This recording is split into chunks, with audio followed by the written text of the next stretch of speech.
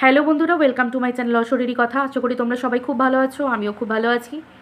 আজকে তোমাদের সাথে শেয়ার করব আর একটা ভয়ঙ্কর ভৌতিক ঘটনা। আজকের ঘটনাটা যিনি আমাকে বলেছেন তার নাম লিপিকা সাহা। তিনি সাউথ ক্যালকাটার একজন নামি দামি পার্লারের মেকআপ আর্টিস্ট।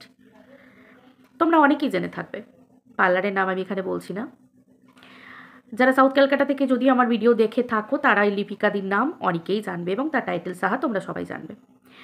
তো সেই ক্ষেত্রে এই লিপিকাদি আজকের ঘটনাটা আমার সাথে শেয়ার করেছেন। এই লিপিকাদি আমার বান্ধবীর একমাত্র ননদ। তো সেই ক্ষেত্রে আর এই ধরনের ঘটনা ঠিক কানে কানে শোনা হয়ে যায়। তো ঘটনাটা ঘটে সিরিয়ালের একজন অভিনেত্রীর সাথে, আর এই সিরিয়ালের অভিনেত্রী যাতায়াত ছিল এই লিপিকাদির পার্লারে। এই সিরিয়ালের অভিনেত্রী কোনো রকমভাবে কোনো একটা শুটিংয়ে উনি একটা গ্রামের দিকে যান। আর গ্রামের দিকে যখন কোনো শুটিং হয় তখন আমরা সবাই জানি যে সেখানে আলাদা করে তো কোনো মেকআপ রুম থাকে না, ছোটোখাটো টেন্ট বানানো হয়। সে টেন্ট এবং কোনো বাড়ি, যদি পুরনো কোনো বাড়ি বা যে স্পটে হয় সেই জায়গায় একটা রুম, মানে মেকআপ রুমের মতো করে নেওয়া হয়। তো থাকার জন্য এবং বেশ আনন্দ উল্লাস করার জন্য টেন্ট অনেক ছিল, কিন্তু পার্টিকুলারলি অভিনেত্রী এবং অভিনেতাদের জন্য একটি মানে রাজবাড়ি টাইপের একটা পুরনো বাড়ি পাওয়া গেছিল। তো বাড়িটা মোটামুটি ভালোই অবস্থা ছিল, ঠিকঠাক, এবং জিনিসপত্র এবং রাজবাড়িতে নাকি ওই বাড়ির লোকজনদের মানে আসা যাওয়া ছিল। এবং এই ঘটনাটা ঘটেছে বাঁকুড়া জেলাতে। প্রপার জায়গাটা আমি নামটা বলছি না। তো সেই ক্ষেত্রে এই বাঁকুড়া জেলাতে শুটিংটা করতে যাওয়ার সময়, যখন শুটিংটা করতে যায় তখন এই রাজবাড়িতে রাত্রিবাস করেন এই অভিনেতা, অভিনেত্রী এবং এই লিপিকাদি সঙ্গে যান। কারণ লিপিকাদিকে এই অভিনেত্রী স্পেশালি ইনভাইট করে নিয়ে যান যে তার মেকআপ এই লিপিকাদি করবে। কারণ লিপিকাদি এই অভিনেত্রী সুবাদে বেশ কিছু জায়গায় এরকমভাবে মেকআপের জন্য উনি পার্সোনালি লিপিকাদিকে নিয়ে গেছেন। তো এইরকম ধরনের শুটিং যখন চলছে, শুটিং চলাকালীন এই যে অভিনেত্রীর নাম বলছি, মানে অভিনেত্রীর কথা বলছি, সরি আমি নামটা বলতে পারছি না, এখানে বলাটা উচিত না। তো সেই ক্ষেত্রে যে অভিনেত্রীর কথা আমি বলছি, এই অভিনেত্রী সন্ধ্যে 7:30-8টা তখন বাজবে যেদিন প্রথম ওনারা বাঁকুড়াতে গেছেন। বাঁকুড়াতে যাবার পর সেই দিনই টাইম খুব হাতে কম থাকার জন্য শুটিং সেই দিনই আরম্ভ হয়ে যায় 7:30-8টা নাগাদ। ওনারা বিকেল 4টে-4:30 পৌঁছেছেন। কিছুক্ষণ রিল্যাক্স টাইম ছিল, মানে রিল্যাক্স করার জন্য কিছুক্ষণ টাইম ছিল। তারপর টুকিটাকি টিফিন করে নিয়ে ডিনারের আগেই তাদের 2 কি 3টে শ্যুট করে নিতে হয়।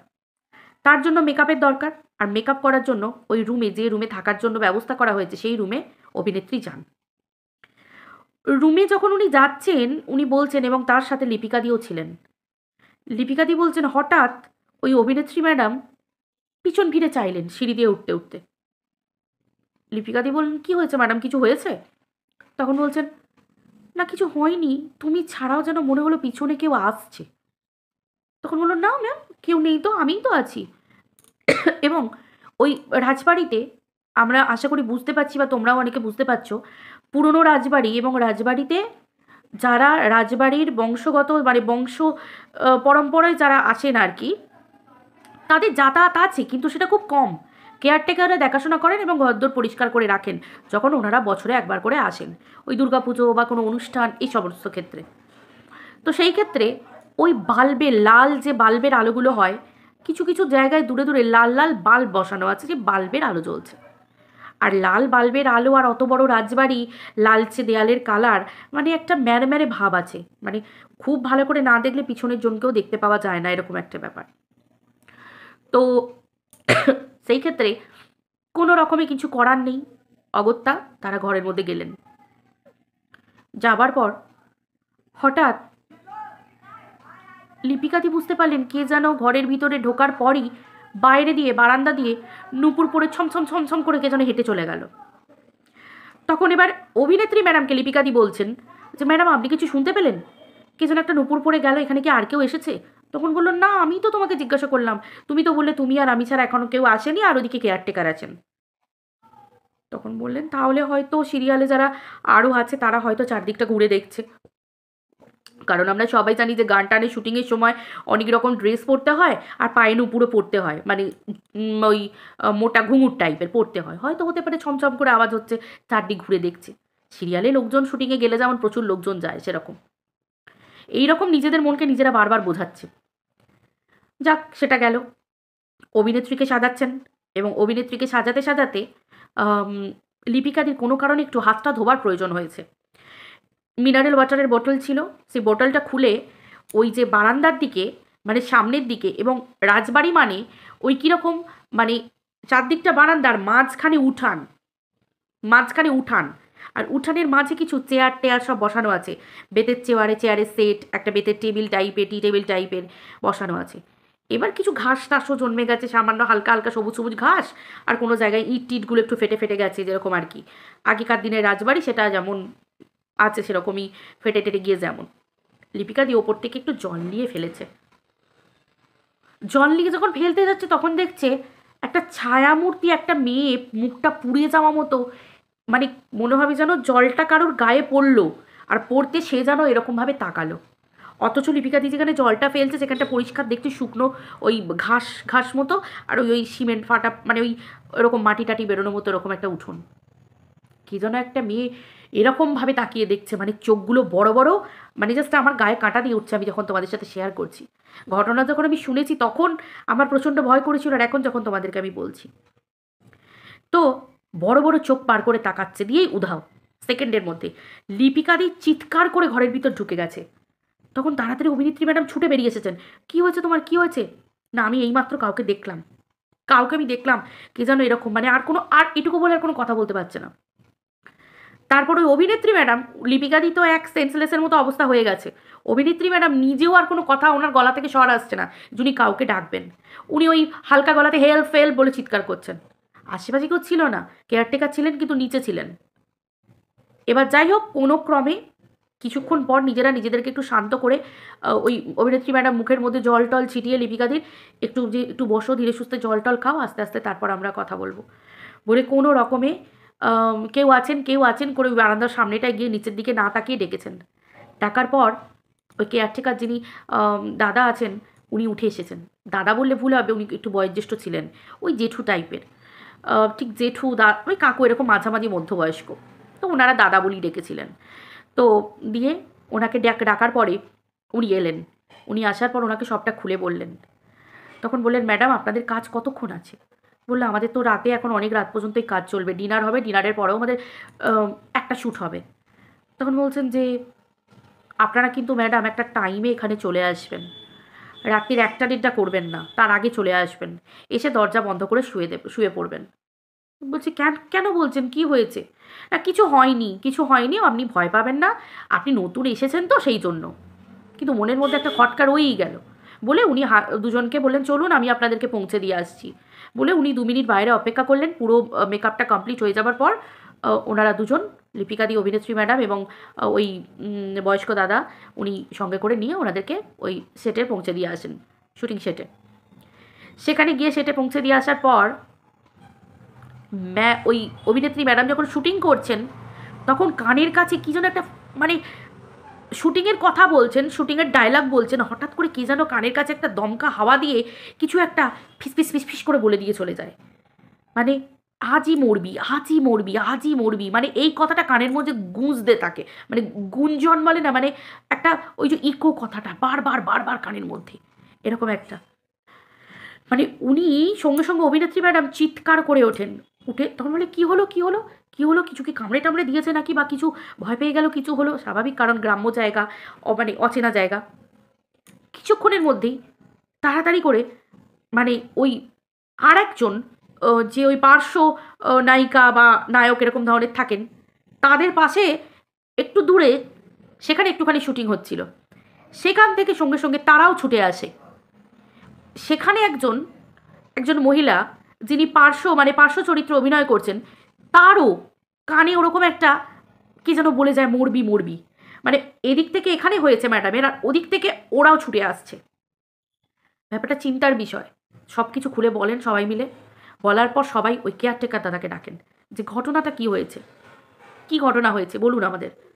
এই রকম ঘটনা দুজনের ক্ষেত্রে হচ্ছে কেন? যদি একজন বলতেন একই কথা, লিপিকা দিও বলেছেন আমার সাথেও এই ঘটনা ঘটেছে ম্যাডামকে নিয়ে আমি যখন ছিলাম, তখন সবাই শুনতে পায়, তখন সবাই জানতে পারে যে এই যে রাজবাড়িতে, ওই কেয়ারটেকার দাদা বলেন, এই যে রাজবাড়িতে একজন চাকরানী ছিলেন। চাকরানী নামেই চাকরানী, কিন্তু উনি ভীষণ সুন্দর দেখতে ছিলেন। উনি কোনো অংশে মালকিনদের থেকে কম নন। ওনার চেহারার গঠন, ওনার মুখশ্রী, ওনার রং ঝলকে পড়ার মতো। এই রকম ধরনের এত সুন্দর দেখতে হবার জন্য এই রাজবাড়িতে যিনি জমিদার ছিলেন, সেই জমিদারের নজর ছিল এই মহিলার দিকে। এবং জমিদারের স্ত্রী এবং দুটো ছেলে এবং একটি মেয়ে থাকাকালীনও এই জমিদার এই মহিলাকে বিয়ে করতে চেয়েছিলেন এবং তাকে অনেক কিছু মানে অনেক রকম প্রলোভন দেখাতেন।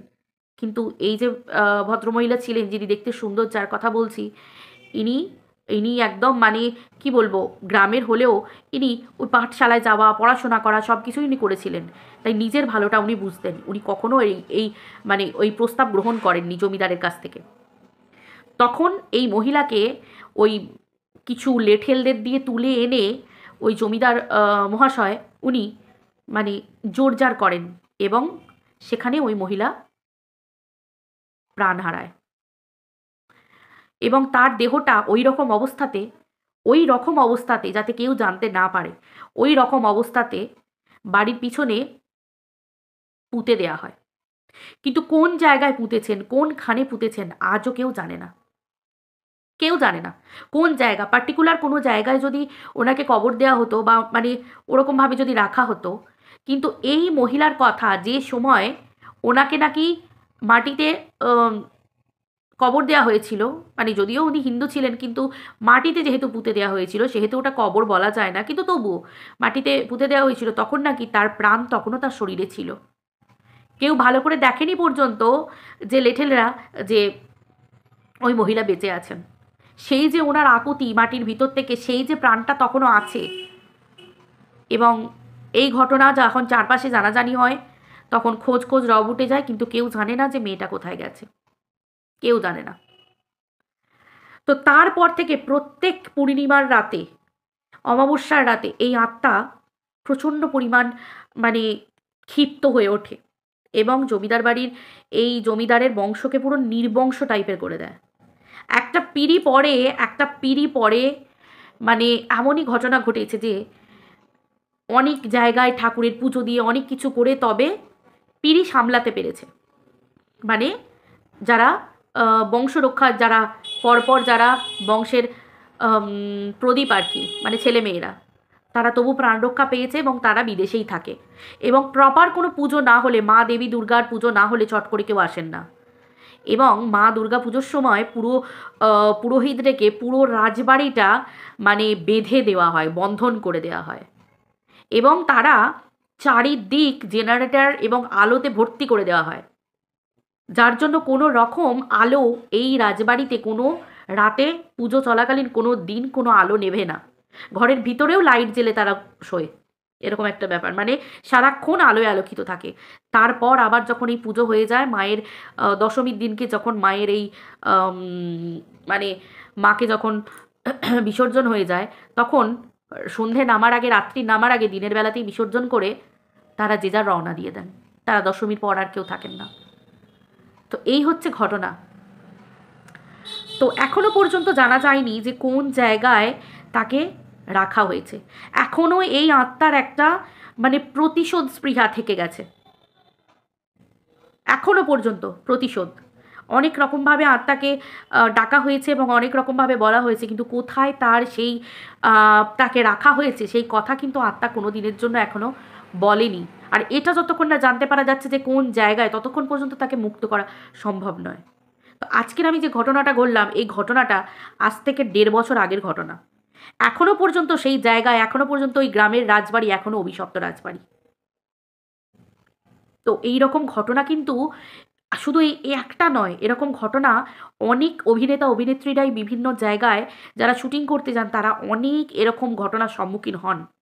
কারণ এই ধরনের অনেক কিছু আমরা অনেকেই জানি, রামোজি ফিল্ম সিটির নাম শুনেছি, সেই জায়গাও কিন্তু ভীষণ অভিশপ্ত হায়দ্রাবাদে।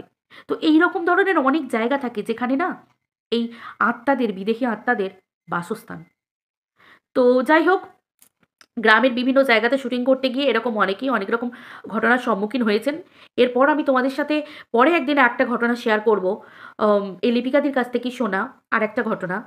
তো আজকে তোমাদের সাথে আমি এই ঘটনাটা শেয়ার করলাম যে তারপর সেই ঘটনা শোনার পর সকলে লাইট টাইট জেলে রাখে এবং লাইট টাইট জেলে রেখে সেই দিন টেন্টে সকলে থেকে, রাজবাড়িতে আর কেউ যায় না। রাজবাড়ির বাইরে টেন্ট যেখানে খাটানো হয়েছিল সেখানেই সকলে মিলে খাওয়া দাওয়া এবং ওই বসে থেকেই সারা রাত কাটিয়ে দেয় এবং তারা শুটিং মানে স্পেসটা চেঞ্জ করে, মানে প্লটটা চেঞ্জ করে। তারা ওখান থেকে বেরিয়ে গিয়ে অন্য জায়গায় সিদ্ধান্ত নিয়ে পরে শুটিং হয়েছে, সেই শুটিং ক্যান্সেল করা হয়েছে।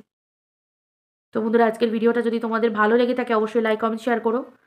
আর আবার দেখা হচ্ছে এরকমই একটা ভয়ঙ্কর ভৌতিক ঘটনা নিয়ে নেক্সট এপিসোডে। আর যদি তোমাদের এরকম ঘটনা কারোর জানা থেকে থাকে, অবশ্যই তোমাদের যদি জানা থাকে তোমরা আমাকে আমার এই চ্যানেলের ডেসক্রিপশন বক্সে তোমরা দেখবে আমার মেল আইডি লিঙ্ক দেওয়া আছে, মেল আইডি দেওয়া আছে, তোমরা ওখানে অবশ্যই আমাকে মেল করে জানাতে পারো। আমি অবশ্যই সেই ঘটনা আমার চ্যানেলের মাধ্যমে শুনিয়ে সকলকে জানাবার চেষ্টা করব। তো চলো টাটা আজকের মতো, এখানে ভিডিওটা রাখছি, আবার দেখা হচ্ছে পরের ভিডিওতে। বাই।